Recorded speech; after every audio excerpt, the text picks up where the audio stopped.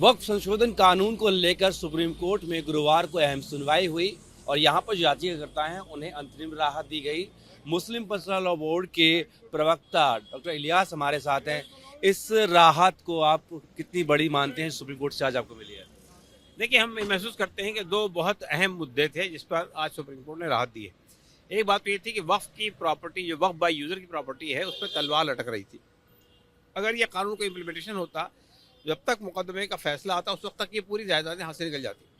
तो ये इस बात को, इस सेंसिटिविटी को कोर्ट ने महसूस किया और कोर्ट ने इस पर स्टे लगा दिया, ये कहकर कि साहब जो प्रॉपर्टी रजिस्टर्ड है, जो प्रॉपर्टी अनरजिस्टर्ड है, जो प्रॉपर्टी नोटिफाइड है, जिन प्रॉपर्टीज़ के मसले कोर्ट में ज़ेर बहस हैं, या जो प्रॉपर्टी वक्फ के तौर पे इस्तेमाल हो रही है, उन सब प्रॉपर्टी पे स्टे लगा दिया कि ये कानून पे लागू नहीं होगा जब तक कि ये इंटरिम स्टे है।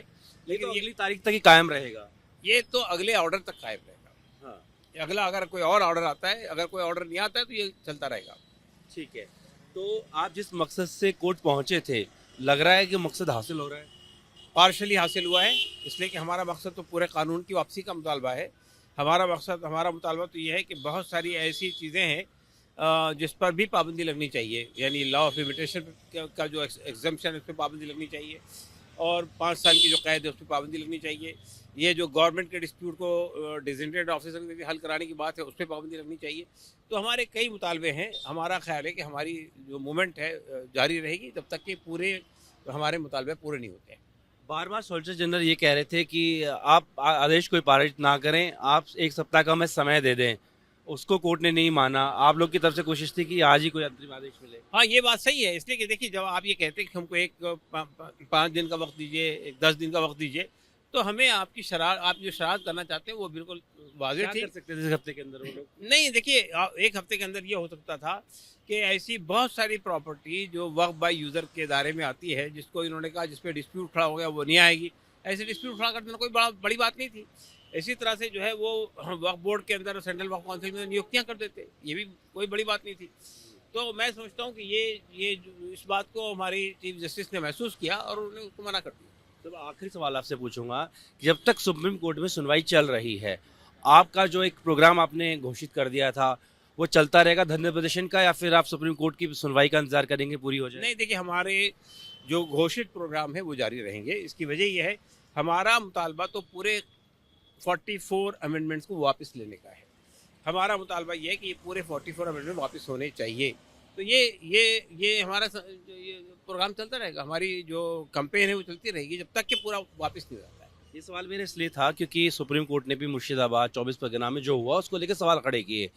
अब क्योंकि सुप्रीम कोर्ट इसमें इन्वॉल्व हो चुका है सुनवाई में, तो ऐसी वारदात दोबारा ना हो, घटना दोबारा ना हो, उसके लिए फिर आप किस तरीके से? जहाँ तक वारदात का ताल्लुक है, हम लोगों ने ये कोशिश की है कि हमारे जितने प्रोग्राम होंगे वो बिल्कुल पीसफुल रहेंगे। हमने इंडोर प्रोग्राम रखे हैं, बहुत सारे आउटडोर भी रखे हैं, तो पूरे सिक्योरिटी मेजर के साथ में रखे हैं। तो हमारे तरफ से तो कोई चीज़ ऐसी नहीं होगी। जहाँ तक मुर्शिदाबाद का ताल्लुक है, मुर्शिदाबाद में जितने रेस्पॉन्सिबल वो लोग हैं जिन्होंने प्रदर्शन किया, उतने ही रेस्पॉन्सिबल स्टेट गवर्नमेंट भी है।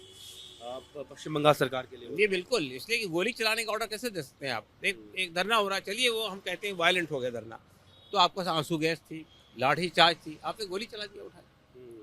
तो ये तो गलत बात है ना कि आपने मासूम बच्चों को मार दिया वहाँ पे। तो ये बिल्कुल गलत बात है, ऐसा नहीं होना चाहिए। हमारे देश में बड़े बड़े धरने होते हैं, मस्जिद सामने इतने मुजाहरे होते हैं, गालियाँ दी जाती है, सब कुछ होता है, लेकिन उसमें कभी गोली नहीं चलती है, लाठी चार्ज भी नहीं होता है। तो ये भेदभाव नहीं होना चाहिए।